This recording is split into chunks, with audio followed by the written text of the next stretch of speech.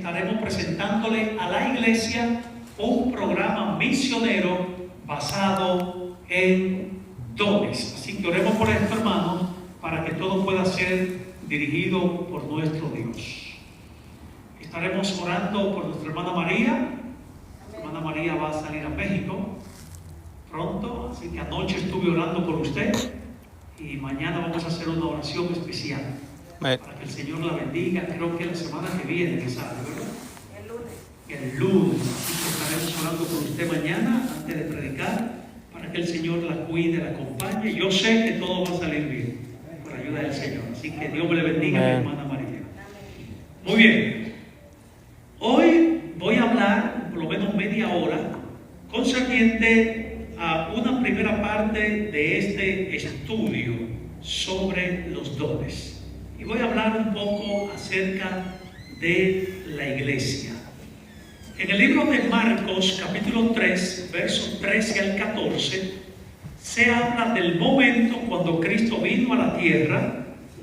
Y al Cristo venir a la tierra, una de las primeras cosas que Él hizo fue organizar su iglesia. Organizar su iglesia. Ahora, ¿cómo Cristo organiza a su iglesia? Lo que conocemos como la iglesia temprana o la iglesia primitiva. La palabra de Dios dice en Marcos 3, 13 al 14, lo que fue nuestra lectura bíblica. Después subió ¿a dónde? Subió al monte y llamó así a los que Él quiso y vinieron a Él. Estableció a 12 para que estuviesen con Él, para enviarlos ¿a qué? Predicar. A predicar. Aquí hay 3 elementos claves, hermanos, que me gustaría señalar en esta noche. 3 elementos clave. Dice la Biblia, subió al monte y llamó. Subió al monte y llamó. Eso significa que la iglesia es una comunidad llamada por Dios. Pero no tan solo la iglesia es una comunidad llamada por Dios, sino que también la iglesia, como veremos el próximo viernes, es el cuerpo de Cristo. Así que tú estás aquí no por ventura, tú estás aquí porque Dios te ha llamado. Esta iglesia existe porque Dios la ha llamado. Así que eso es lo primero que quiero que tengamos pendiente en esta noche. La iglesia es una comunidad elegida por Dios. Número 2, a la vez de que la iglesia es una comunidad elegida por Dios, dice la Biblia que Cristo, Dios, estableció o afianzó a su iglesia para que estuviesen con Él. Eso significa que no tan solo como iglesia somos elegidos por Dios, sino que también necesitamos y debemos mantener una comunión con aquel que nos ha elegido. ¿Pudimos cantar esto? Y por último, cuando Cristo llama a su iglesia, la establece y lo hace con el fin de que esa iglesia esté en comunión con Él, Cristo envía a la iglesia. Nota qué interesante. Cristo envió a la iglesia. No tan solo Cristo te llamó para que estuviese con Él. Él ahora te envía. Ahora, ¿cómo Cristo te envía? ¿Cómo Cristo te envía? Hay una parábola que nosotros casi no estudiamos y podemos hacer una llamada a este capítulo, Juan 10. Lean después esta parábola en su casa, Juan 10. Aquí habla de la parábola del buen pastor. ¿Se acuerdan de esto? El buen pastor, su vida da por las ovejas. Y hay un detalle muy importante que me gustaría resaltar. Vayamos a Juan 10. Esta es una parábola que casi no estudiamos, pero me gustaría resaltar algo en esta hora. Juan capítulo 10. Muy bien. Dice el versículo 1: de cierto os digo, el que no entra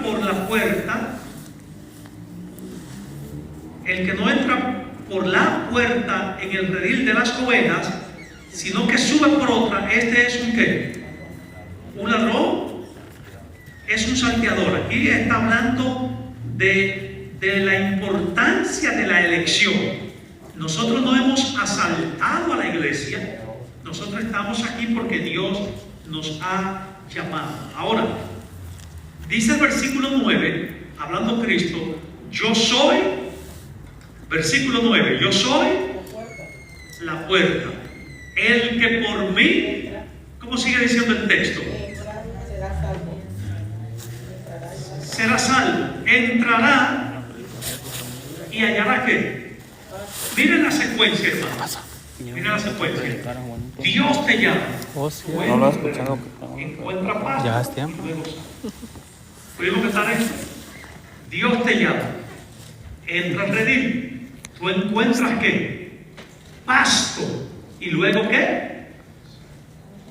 ¿Luego qué? Sale. ¿Cómo sale el que entra? Alimentado, ¿verdad? Entonces, este concepto lo vemos acá también en Juan 10. ¿Cómo somos alimentados? Cuando Cristo te llama para que estés con Él, eso te alimenta, eso te reconforta. Pero ahora que tú estás reconfortado, ahora que tú estás lleno espiritualmente, tiene que salir a ¿qué? A hablar de lo que ha experimentado. ¿Me doy a entender, hermanos? Amén. Entonces tengamos pendiente estos tres elementos. Los voy a repetir por última vez. La iglesia es una comunidad elegida por Dios. La iglesia necesita mantener una comunión con Dios, alimentarse mediante el estudio de la Biblia, y la iglesia necesita salir. La iglesia es una comunidad elegida, pero al mismo tiempo una comunidad de enviados. La iglesia, repito, es una comunidad elegida, pero también es una comunidad de enviados. Para tú salir, debe de estar lleno. Y es un punto muy importante que sería bueno que tengamos pendiente. Bien, siguiendo el orden de Marcos 3, la sierva de Dios, en el libro Servicio Cristiano, página 20, dice: al ordenar a los 12, dense cuenta que en Marcos 3, 13 al 14, se habla de la ordenación de los 12. Cristo los elige, les dice: estén conmigo, pero luego los envía. La sierva de Dios dice en relación a esto: al ordenar a los 12, se dio el primer paso en la organización ¿de qué? De la iglesia después de la partida de Cristo. Habría de qué? De continuar su obra en la tierra. Y esta es la parte que me gusta. La iglesia es el medio establecido por Dios o señalado por Dios para la salvación de los hombres. Fue organizada para servir, y su misión es la de anunciar el evangelio al mundo. Notemos, hermanos, que cuando Cristo organiza su iglesia, la elige, Cristo le dice: mantengan una comunión conmigo, pero Cristo le envía, indicando que la iglesia fue organizada para servir, pero también para anunciar el evangelio. Eso significa que de no ser por la predicación del evangelio, la iglesia no tuviese ninguna razón de ser. ¿Pudimos captar esto, hermanos? De no ser por la predicación del evangelio, la iglesia no tuviese razón de qué.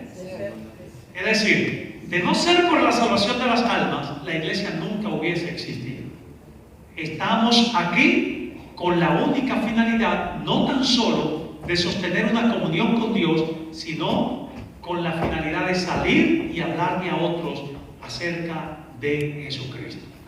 Bien, vamos a entrar en algunos detalles, ya que hemos tenido este trasfondo sobre el origen de la iglesia. Vamos a entrar en un detalle un poco más detenido, más profundo. Hay un libro que se llama Edifica una iglesia contagiosa, página 67. El escritor dice: hay una avería entre las encomiables intenciones evangelísticas de la iglesia y la manera en que esas intenciones se expresan en los esfuerzos de alcance. Vamos a, a analizar brevemente esta cita. Dice: hay una ¿qué? Una avería. Ahora yo pregunto, ¿qué es una avería?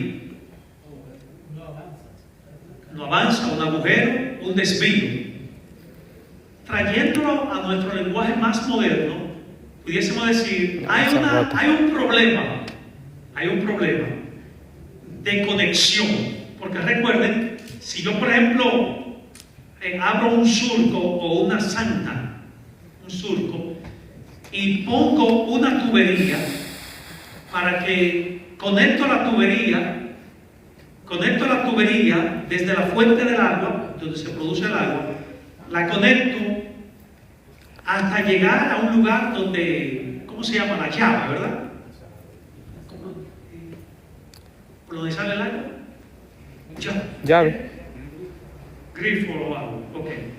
Si yo pongo esa tubería desde la fuente del agua hasta el grifo, o la llave, digamos así, la función de la tubería es llevar el agua. Pero si la tubería se rompe, ¿qué va a pasar con el agua? No va a llegar. Se va a salir y no va a surtir, Juan Carlos. Entonces aquí hay un detalle. Lo que nos está diciendo la cita es, hay muchas personas, miembros de iglesia, que tienen la intención de predicar, gloria a Dios, que tienen la intención de evangelizar, pero esa intención no afecta a la comunidad, no alcanza. Yo puedo tener un deseo de predicar, puedo tener la intención, pero el detalle aquí no es la intención. Ese deseo tiene que producirse en un movimiento, en un impacto. Entonces parecería ser que nuestras intenciones no están calando y estamos pescando con el anzuelo. Y hay una diferencia entre pescar con un anzuelo y pescar con una malla. red. Si yo te tiro una red, ¿cuántos peces saca el anzuelo? Un solo. Muchos. Y paso todo el día pescando y al finalizar el día quizás vinieron 10, ok, como una cosecha. Pero es distinto a que yo tire la red 3 veces. Si tiro la red 3 veces, ¿cuántos creen ustedes? ¿Cuántos peces trae una red? Muchos. ¿Cuántos peces trae una red? Sí. Muchos peces, pongamos 50 peces o 40 peces. Si yo tiro una red 3 veces, pongamos que cada red tenga 30 peces, agarre 30 peces. Si tiro la red 3 veces, ¿cuántos peces van a venir? 90 en 3 intentos. Pero si tiro el anzuelo 15 veces durante todo el día, solamente van a salir 15 peces. 15 peces. ¿Eso está bien? Claro que sí. Mas sin embargo es mejor con la red. No sé si me voy a entender. Entonces, tus esfuerzos tus esfuerzos evangelísticos, tus intenciones evangelísticas deben de calar allá afuera, deben de impactar a la comunidad. Tus esfuerzos evangelísticos deben de impactar la sociedad. ¿No se acuerdan ustedes cómo se le denominó a los apóstoles, a los discípulos? Si ustedes leen el libro de Hechos, capítulo 17, la Biblia habla que a los discípulos se les denominó los que revolucionaban el mundo. Estos son los que revolucionan ¿el qué? El mundo. Dios quiere que su iglesia revolucione el mundo. Amén. Ahora, cuando hablamos de la revolución, no estamos hablando de una revolución convencional. Estamos hablando de una revolución espiritual, un alcance a la sociedad. Ahora, ¿cómo podemos traducir nuestras intenciones en una revolución evangelística en la sociedad? Vamos a entrar en algunos detalles. En un ratito le voy a leer esta cita en el libro Evangelismo. ¿Cómo nuestras intenciones pueden conectar allá afuera? Pueden generar una revolución evangelística. ¿Cómo? Bien. Bueno, antes de ir para allá, hermanos, le voy a hacer una pregunta obvia o retórica. ¿Cuántos quieren que Cristo venga? Amén. Yo quiero que Cristo venga para que ya no, así es, yo quiero que Cristo venga para que ya nos vayamos para el cielo. Pero ¿cuál es la señal que va a determinar la venida de Cristo? ¿Que el Papa se murió y van a poner otro? No, la predicación. Hay mucha gente hablando qué viene después. El Papa murió, ¿qué viene después? Sí. ¿Eso va a determinar la venida de Cristo? No, ¿O qué va a determinar la venida de Cristo? ¿Que hay terremotos? no. Predica el Ahí está Evangelio. Juan Carlos. La demora está impuesta. La demora está impuesta. En el libro de Marcos 13, en Lucas 21 y en Mateo 24.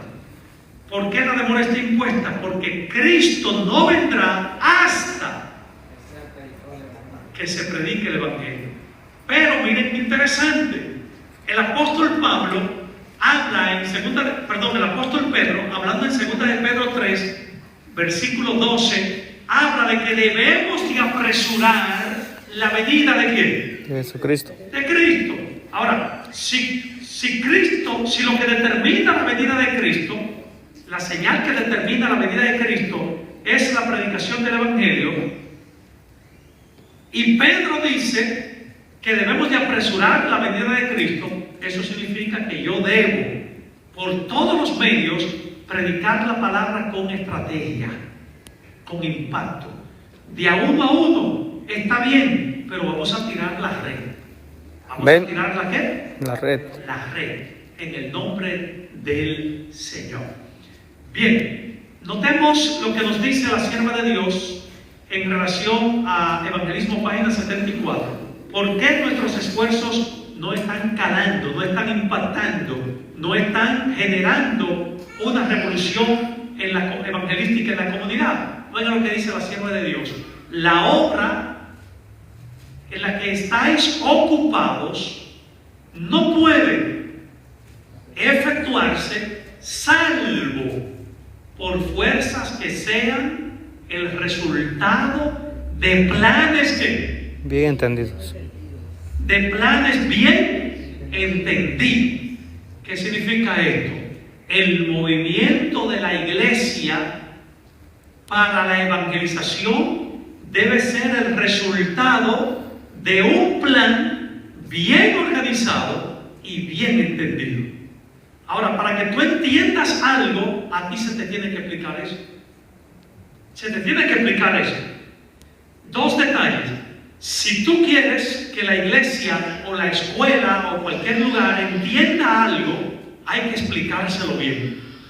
Pero ese plan que se le explica a la iglesia o a cualquier institución o escuela, el plan que se les presenta debe de ser bien elaborado. Entonces, ¿cuál es el problema de la avería? ¿Por qué nuestras intenciones no calan, no han generado una revolución en la comunidad? Por dos razones. Porque necesitamos planes bien organizados y bien entendidos. Ahora, cuando hablamos de planes bien organizados, no significa de que no haya un plan evangelístico. Más bien significa un detalle más profundo. Repito, cuando hablamos de planes bien organizados, no significa de que no haya un plan evangelístico. Hay un plan evangelístico, tenemos grupos pequeños. Se salen 2 veces a la semana, a predicar. Hay un plan. Pero cuando hablamos de un plan bien organizado, estamos refiriéndonos a algo más profundo. Cuando nosotros analizamos el mundo de la medicina y el mundo del sector científico, vamos a descubrir dos cosas. Es decir, el mundo científico, el sector científico, pero al mismo tiempo el sector de la medicina nos ha aportado dos grandes verdades. Y quiero que tengamos esto pendiente, hermano. Primera verdad, que debemos de valorar la perspectiva de los sistemas y los organismos. Hay sistemas y organismos. Quiero, hermano, que trabajemos bien con esto. Yo le voy a dar un resumen, pero después usted puede seguir pensando esto en su casa. Es decir, el mundo de la medicina nos ha enseñado que el cuerpo humano tiene sistemas, está compuesto por sistemas, por organismos. Por ejemplo, el sistema digestivo. El cuerpo humano tiene un sistema ¿qué? Digestivo. Sistema nervioso. Sistema nervioso. Sistema cardiovascular. ¿Verdad? ¿Tenemos sistema nosotros? ¿El cuerpo humano está compuesto de sistemas? Sí. Claro que sí. Sistema nervioso, el sistema respiratorio, Juan Carlos, el sistema cardiovascular, el sistema nervioso. Ahora bien, cuando nosotros, hay un detalle, todos esos sistemas del cuerpo están interrelacionados. Le voy a poner un ejemplo. Si usted va manejando y de repente le prende un bombillito, una lucecita en el carro, hay un problema en el carro que puede ser de una bujía. Si nos descuidamos, esa bujía que no sirve, si usted no la trabaja, le va a dañar otra. Las bujías dañadas le pueden dañar varios sensores. Ya no hay una bujía, ahora hay bujías y sensores. Ahora, después de sensores, se dañaron válvulas. Y cuando venimos a darnos cuenta, una bujía desentonó o desencadenó un problema en todo el motor del vehículo. Cuando nosotros analizamos el mundo de la medicina, vamos a descubrir que no tan solo los sistemas, ojo con esto, hermanos, ojo con esto, los sistemas, no tan solo vamos a descubrir que los sistemas están interrelacionados, sino que también uno afecta ¿a qué? Al otro. Uno afecta al otro.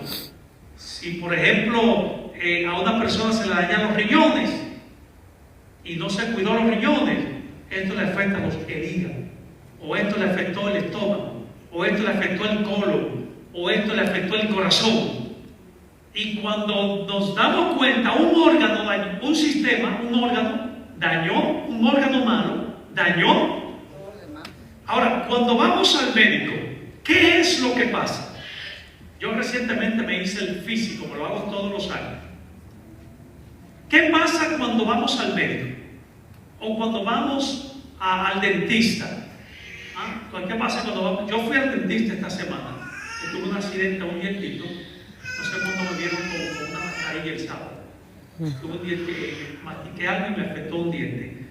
Ahora, cuando tú vas al dentista o al médico a hacerte el físico, ¿qué es lo que te dicen? Llénate esta hoja. ¿Se acuerdan de eso?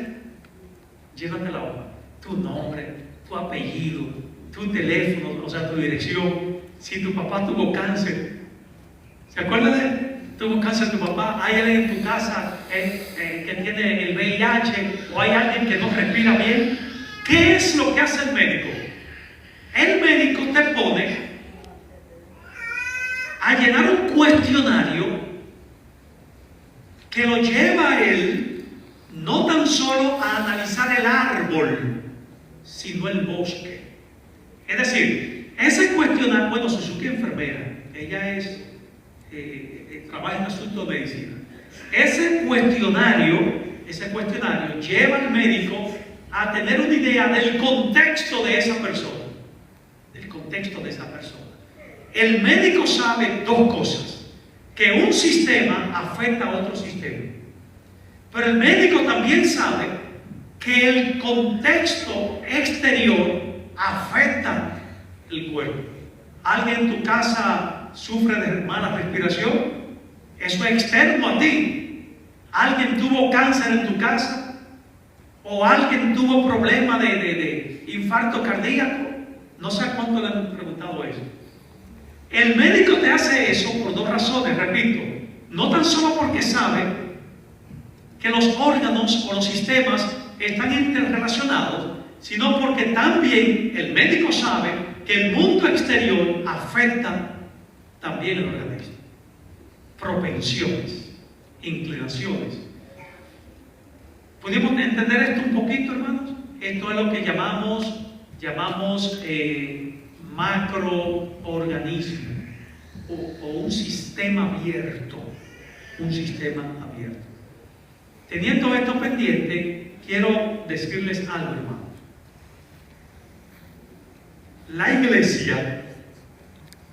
La iglesia es un sistema complejo y variado. O sea, el cuerpo es un sistema, es un organismo, o sea, el cuerpo está compuesto de sistemas, de órganos, y es complejo.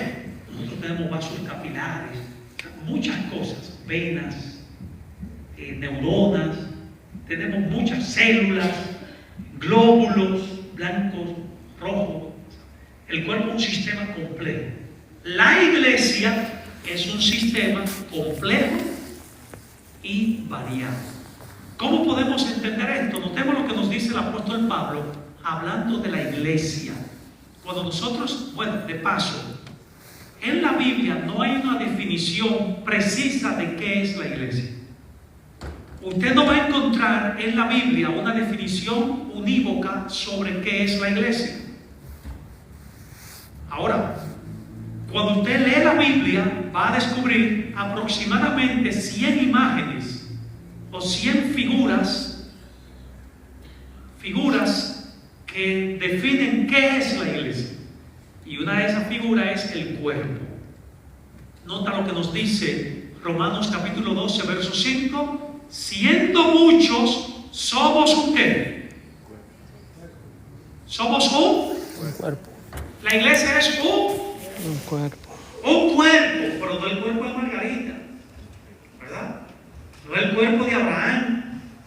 La iglesia es el cuerpo de Cristo. Somos un cuerpo. Y nosotros que somos los miembros, somos los unos de los otros. Es decir, según Romanos 12:5, la iglesia es un cuerpo formada por miembros interrelacionados. Miembros relacionados. Eso significa, hermanos, lo siguiente. Miren, si a mí me duele un dedo, todo el cuerpo ¿qué? Sufre. ¿Por qué? Porque un miembro quedó ¿qué? Afectado.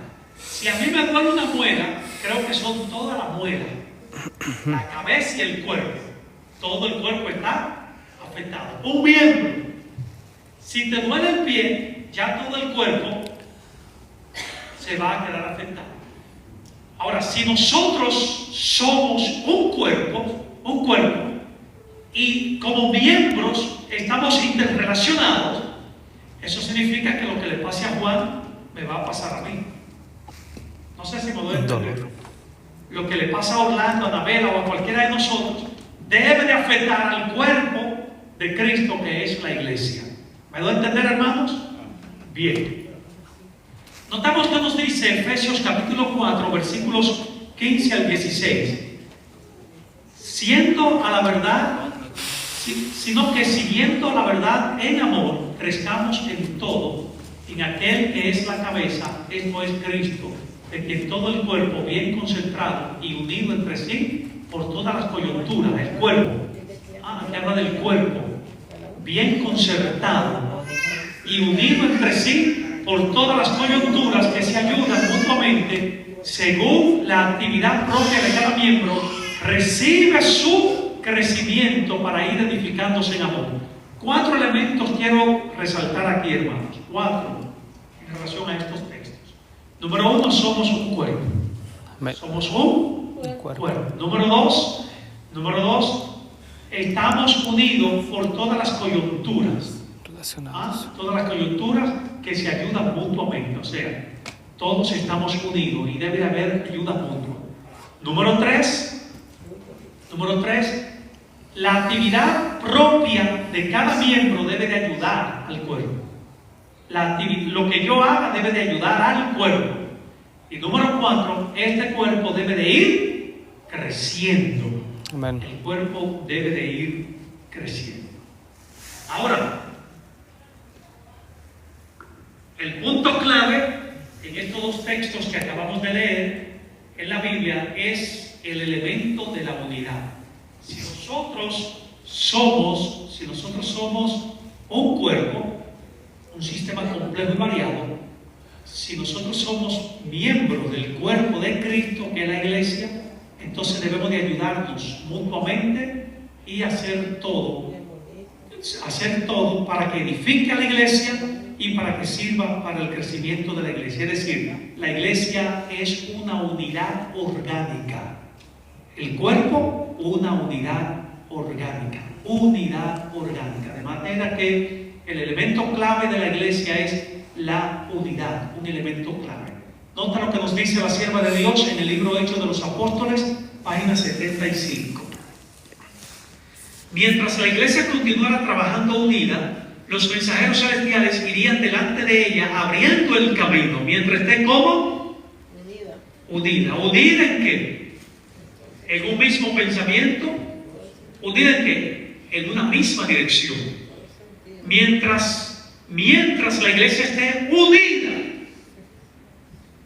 Pero que cuando se habla de la unión, el contexto señala un plan, unido a un plan. Mientras la iglesia se enfoque en un plan de la ganancia de alma, los mensajeros celestiales, es decir, los ángeles, irán delante de la iglesia abriendo el camino. Es decir, yo no puedo llevar a cabo un plan peleando, discutiendo. Un plan evangelístico no funciona mientras la base esté discutiendo, o arañándose, o jalándose la greña. No. Dice aquí la sierva de Dios, mientras se trabaje unido, siguiendo todos un plan para allá, que vamos, mira, para allá. No vengas tú a desentonar, todos para allá. Mientras todos estemos enfocados allá, dice, los ángeles irán abriendo ¿qué? Camino. Abriendo camino. Los corazones irán preparados para la recepción de la verdad y muchos serán ganados para Cristo. Un punto clave. Si como iglesia decimos vamos para allá y todos vamos para allá, todos vamos para allá, los ángeles van a despejar camino y muchas almas van a venir a los pies de Cristo.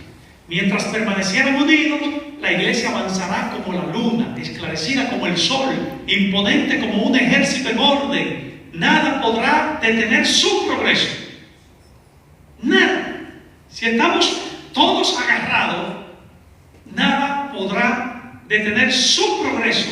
Si todos estamos agarrados, o sea, unidos, avanzaremos de victoria en victoria y se cumpliría gloriosamente la divina misión de la proclamación del mensaje. ¿Pudimos cantar este texto, hermano? De modo que el elemento principal, bueno, no sé qué es lo que pasa con... Dale para atrás, yo.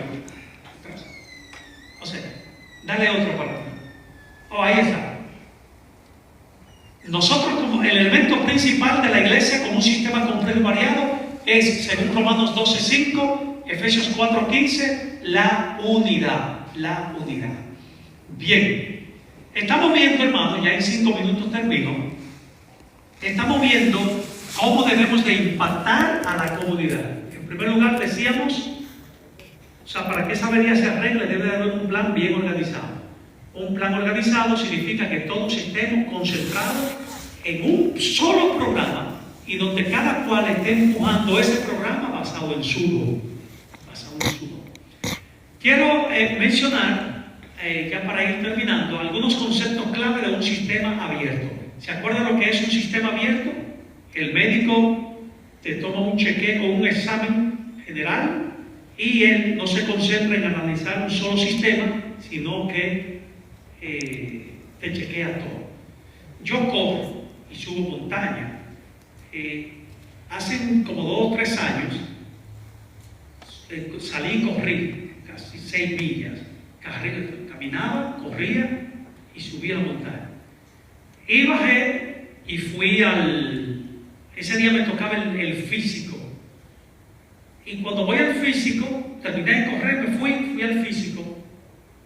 El doctor me sienta y me pone ¿cómo se llama? El estetoscopio. Me pone el estetoscopio acá y se queda mirando. Y a mí se me enfrió el alma, porque me empezó a poner aquí y ahí. Me dice, él te oigo un soplo. A mí se me aflojan las rodillas, todo. Yo digo, bueno, si llegue. Me dice, hay que hacerte un electrocardiograma, un análisis del corazón. Me dice, la cita va a ser para 1 mes y pico. Ya ustedes saben que eso fue un mes de tortura para mí. Un mes de tortura. Cuando me fui a hacer ese examen, yo estaba temblando literalmente. Humanamente, pues. Pero el detalle es que nadie debe de tomarse la presión después de hacer ejercicio. Porque como una persona se hace la presión, o sea, se toma después del ejercicio, el corazón está activo. Entonces yo había ido recientemente y se escuchaba todo al final, no tiene nada. Pero ¿por qué le menciono esto? Porque un físico llevó a otros exámenes más. Eso es lo que se llama sistema abierto. Algunos conceptos clave de un sistema abierto.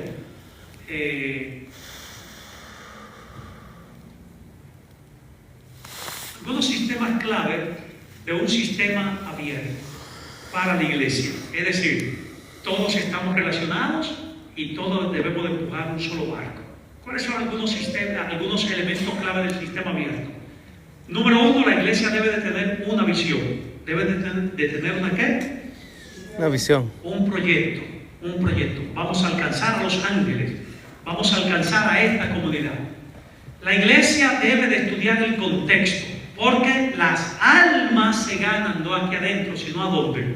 Afuera. Allá afuera. Así como el médico ve tu contexto, cómo son tus padres, tus hermanos, así la iglesia debe de analizar el contexto. Debe de haber una integración, eso lo voy a explicar quizá más adelante. O sea, todos debemos de estar integrados y todos debemos de ser estables, para tener firmeza.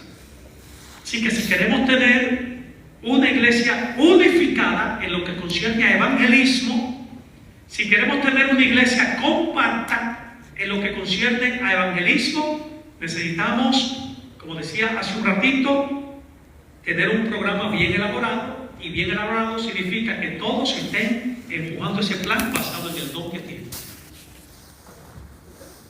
Número 2, decíamos que debe de haber una unificación, una unidad. Y en base a esa unidad, todos integrados, mantenerse estables. ¿Pudimos cantar esto, hermano? Es sencillo, pero es práctico. Debemos de tener eso en práctica. Termino en esta hora haciendo una mirada rápida a la parábola de los talentos. Una mirada rápida a la parábola de los talentos. Mateo 25. Rapidito, hermano, y ya en 3 minutitos voy a terminar. Mateo 25, la parábola de los talentos. ¿Lo tenemos todos? Bien, en Mateo capítulo 25, a partir del versículo 14, Mateo capítulo 25, a partir del versículo 14, se habla de la parábola de los talentos. Bien. ¿Qué pasó, Yola? Parece que ya no va. Bien. Mateo 25, a partir del verso 14, la parábola de los talentos. Había un hombre, mercader, o sea, que era un hombre pudiente. Le voy a hacer el resumen de la palabra. Un negociante. Este hombre llamó a un grupo de personas y le dio talento, es decir, le dio dinero. Tú tomas 5, tú tomas 2, tú tomas 3, 4, tú tomas 1. A cada cual le dio según su capacidad. Ahora yo pregunto, rapidito, el propósito de ese comerciante? Te voy a hacer 3 o 4 preguntitas, rapidito. ¿Cuál era el propósito del comerciante? Que esas personas le hicieran producir su negocio. Dinero. Él tenía dinero, lo repartió para que hagan negocio. Así que el comerciante quería que esas personas le hagan producir su dinero. El hombre se fue y le dijo: ok, ustedes tienen el dinero, pónganlo a trabajar, pónganlo a producir. El hombre se fue. Cuando vino a pasar el inventario, a pasar lista de qué se había hecho, uno dijo: Señor, mira, tú me diste 5, trabajé, aquí hay 10. Oh, muy bien. Dese en cuenta que ellos no iban a recibir beneficios en el momento como resultado de poner a producir su dinero. El beneficio se lo iba a dar el dueño. Ellos no debían de autobeneficiarse. Ellos trabajaron, entonces el dueño tenía que venir y darle el beneficio. Así que uno dijo: Señor, me diste 4, aquí hay 8. Muy bien, entra al gozo de tu Señor. Me diste 5, aquí hay 10, mi Señor. Muy bien, sí, entra al gozo de tu Señor. Me diste 3, aquí hay 6. Muy bien. Pero había uno que desentonó la gloriosa armonía. Uno dijo, cuando el que recibió uno dijo: Señor, me diste 1, tú eres un siervo áspero, duro. Aquí está lo que tú me diste. Ahora yo pregunto, cuando esa persona que no trabajó le dio el dinero, aquí vemos 2 elementos. Número 1, fue una persona que causó daños y causó perjuicio. Pero número 2, como causó daños y perjuicio, esa persona empezó a excusarse. ¿Saben por qué? Porque el que más se excusa es aquel que no hace nada. Y aquí hay un punto muy importante que quiero que tengamos en cuenta. Este Señor representa a Cristo y los siervos representan a la iglesia. La iglesia debe de trabajar con dones, con el fin de beneficiar el crecimiento de la obra de Dios. Ahora, todos esos dones deben de converger en un solo propósito: es la ganancia de almas. Y ya el próximo viernes, sábado de la noche, vamos a seguir abundando en cuáles son esos dones y cómo podemos empujar un programa con los dones que tenemos. Resumo lo que dije en esta noche. Dios estableció su iglesia para salvar. Muchas veces nuestras intenciones evangelísticas no revolucionan la comunidad. Número 1, porque no tenemos un programa bien organizado. ¿Qué significa un programa bien organizado? Un plan evangelístico donde todos lo empujemos basado en el don que tenemos. Esto es lo que se llama sistema abierto, unificado, firme, estable y mirando hacia adelante.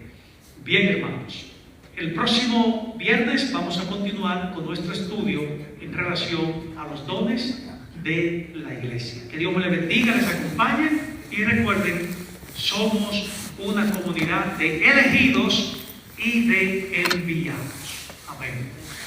Vamos a ponerlo en pie y vamos a cantar.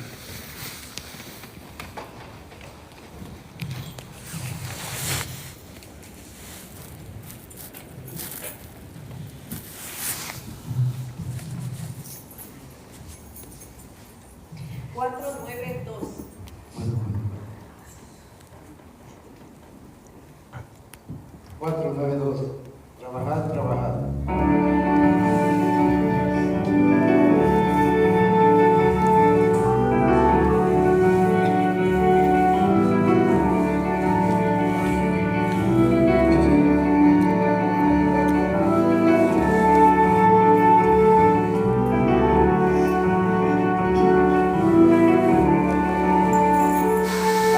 Trabajad, trabajad, somos siervos de Dios, seguiremos la senda que Cristo trazó, transmitiendo poder que su Espíritu Espíritu da, el deber que nos toca cumplido será. Trabajar, trabajar, esperar y velar, siempre orar y copiar, que Cristo pronto volverá.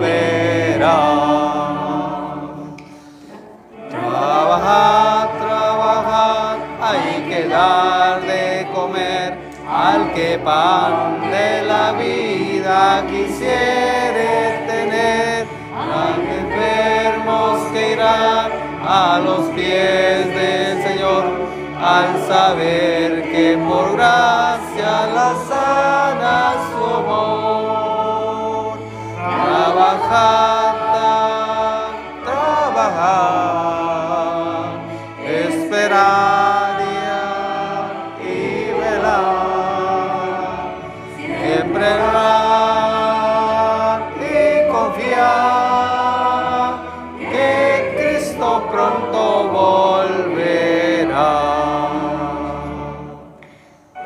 Trabajar, trabajar, con grandeza pedir el reino del mar, con valor combatir, con sus hijos activos al libertador, y decir que por gracia redime su amor.